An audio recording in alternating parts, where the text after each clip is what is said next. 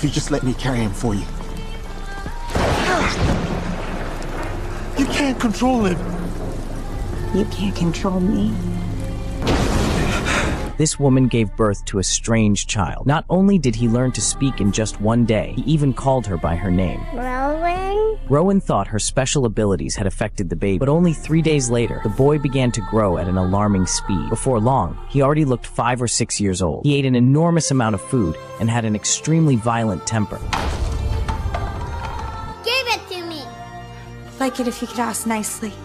Can you say please? The boy covered his ears, refusing to listen to Rowan. But after all, he was her own child, so Rowan could only spoil him patience. One day, while she was busy with housework, a ghost suddenly appeared in the house, claiming it had sensed an evil force. She gave Rowan a warning. It's not a sin to kill the devil. Deep down, Rowan already knew this child might have come from Lasher, the witch's sworn enemy. Because during a previous escape, when she was badly injured, her soul had once been magically controlled by Lasher. Even though there was no 10-month pregnancy, the child was still born from her body. To determine how much of Lasher's soul remained, she used her powers on the boy for the first time. The result was completely normal. His body was no different from that of an ordinary human. Rowan wrote everything down, but hesitated at the word human, adding a question mark beside it. At that moment, a scream suddenly came from the bedroom. Driven by a mother's instinct, Rowan used her powers to force the door open, only to find the boy had grown even bigger. As time passed, the boy continued to grow, and his mind developed along with his body. At 15 or 16, the age of rebellion, he found a doll in the basement. Rowan froze,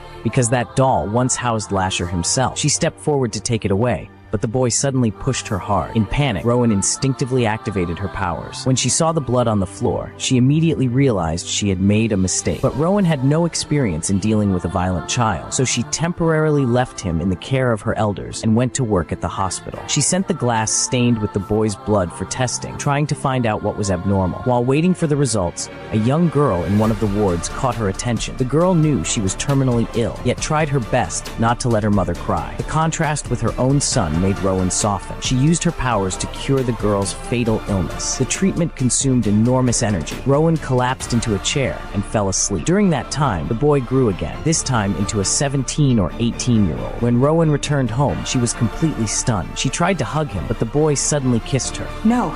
Rowan immediately stopped him. They were now almost the same age. Even though they were mother and son, certain forms of closeness were no longer appropriate. Feeling wronged, the boy walked to the window and faintly heard laughter in the distance. Taking advantage of Rowan's inattention, he secretly left the house and slipped into a bar where a party was underway. Faced with the seductive scene before him, he seemed to smell a scent identical to the one on his mother. That night was destined to be completely out of control.